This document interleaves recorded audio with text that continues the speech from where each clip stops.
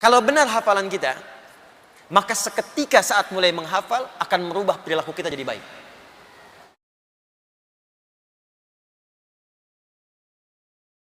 Bismillahirrahmanirrahim. Jangan lupa subscribe, like, and share. Jadi saya mau katakan bahwa Quran itu tanpa batas, Pak. Semudah-mudahnya. Mau pengusaha, maaf. Mau diplomat, birokrat, punya kedudukan, mau ustadz, mau ibu rumah tangga, silahkan. Aku mudahkan semudah-mudahnya. Yakin? Siap? Nah, kalau sudah siap, kalau sudah komitmen, maka motivasi awalnya kata Allah, mesti sesuai dengan tuntunan yang telah Allah tetapkan dalam Al-Quran. Jadi kalau Qurannya ingin jadi hudan, begini caranya. Karena nanti banyak orang menghafal Quran tapi nggak jadi hudan. Karena salah menghafal, Pak, Bu. Demi Allah saya katakan, tolong catat ini ya nasihat saya. Kalau Anda titipkan anak-anak Anda menghafal di tempat-tempat hafalan, termasuk di pesantren, tolong cek cara menghafalnya. Apakah jadi hudan atau tidak? Karena banyak sekarang orang yang hafal Quran, hafal surat-surat tertentu, tapi nggak jadi hudan dalam hidupnya. Penghafal Quran penipu, ada. Penghafal Quran preman, ada. Penghafal Quran pemalsu ayat, ada. Penghafal Quran tukang bolak-balik ayat, ada. Masa hafal kulhu semua agama sama? Berarti suratnya nggak menjadi hudan dalam dirinya. Jadi ada banyak orang sekarang menghafal Quran, cuman caranya keliru, nggak jadi hudan. Di penghafal Quran itu Allah tidak melihat berapa juz yang ia hafalkan sampai dia wafat, tapi melihat apakah Quran itu jadi petunjuk dalam hidupnya atau tidak. Ini yang dimaksudkan Quran surah 35 ayat 32. Dari sini kita mulai. Kita masuk pada bagian yang ketiga tentang bagaimana merumuskan cara hafalan yang benar. Yuk, kita lihat dulu kualifikasinya. Nanti Anda petakan baik-baik. Saya punya waktu sekitar 30 menit lagi. Sudah? Thumma awrathna al-kitab alladhina istafayna min ibadina. Kemudian kami wariskan Al-Quran itu kepada hamba-hamba terpilih. Jadi maksud ayat ini begini, kalau Bapak Ibu ingin mendapatkan warisan Quran itu, maka masuklah ke dalam golongan yang dipilih Allah. Awas, jangan salah menyimpulkan, oh saya nggak dipilih jadi nggak hafal. Bukan begitu caranya. Caranya, masuklah pada golongan yang dipilih itu. Ikut kriterianya. Jelas ya? Awas, nanti banyak orang karena mempelajari di terjemahan jadi salah menyimpulkan. Ya. Cara membacanya, kata Allah, kami akan wariskan Al-Quran kepada hamba-hamba yang kami pilih. Maka cara membacanya, masuklah kepada golongan hamba yang dipilih Allah itu. Lihat kriterianya, ikuti itu, maka Anda akan jadi bagian dari itu. Jelas? Nah, karena Al-Quran itu mudah dihafal, setiap kalangan bisa menghafal. Cuman karena nggak ngikuti kriteria tadi, maka nanti penghafal Quran terklasifikasi, terbagi pada beberapa golongan. 3 secara umum. 1, teruskan ayatnya.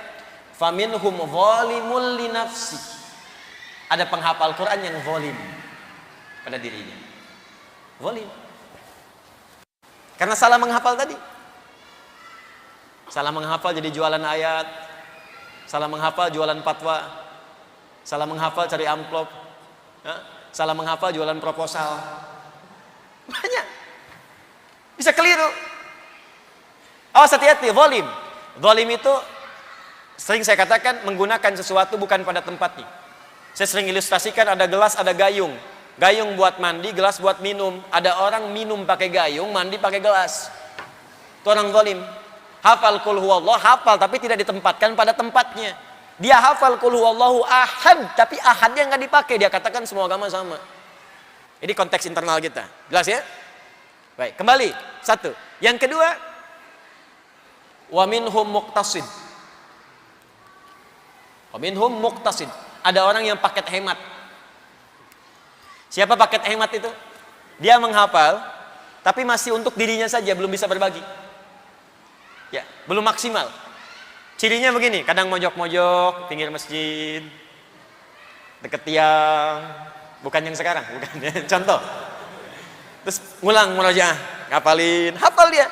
Cuman ketika diminta, akhi, silahkan jadi imam, yang lain saja. Ada yang begitu? Ditemukan. Ya, ada.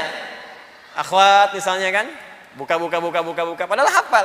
Cuman belum bisa berbagi. Ajarin kita dong. Ah, saya juga masih belum benar. Itu paket hemat untuk dirinya. Ya. Nah, yang paling bagus, kalau paket hemat ini nanti ada tafsir mengatakan saling menutup aja.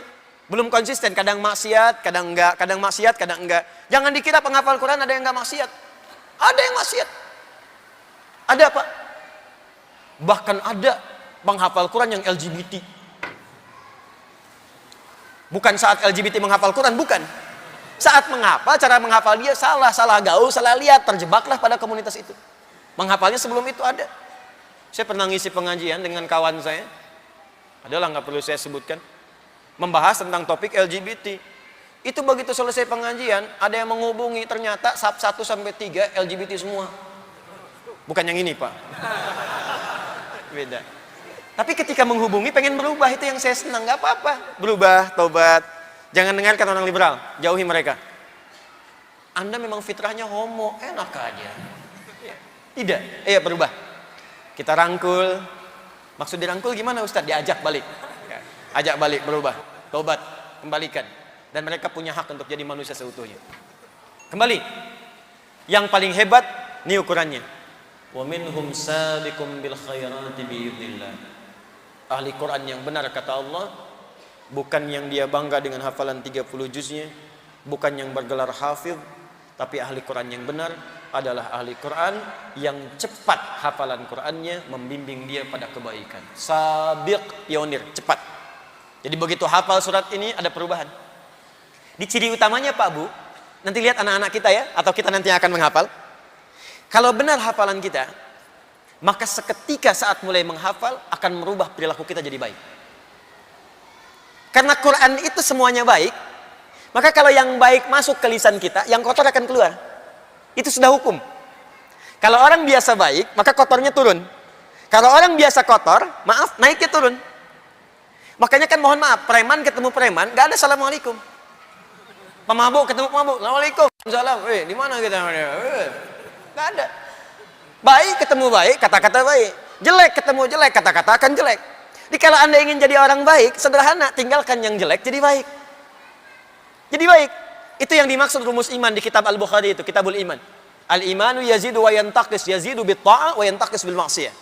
Nah, ahli Quran beda, karena yang dihafalkan, yang dibaca, yang ditelaah semuanya baik, maka ketika masuk ke dalam lisannya, masuk ke kolbunya, maka yang kotor-kotor akan keluar. Makanya kalau Anda nanti mulai menghafal Quran, kata-kata masih kotor, nah ini mungkin fase pengeluaran. Semua, sampai jadi baik. Ya, tangan akan baik, kaki baik. Beda Pak, lain. Wajahnya akan kelihatan enak dipandang.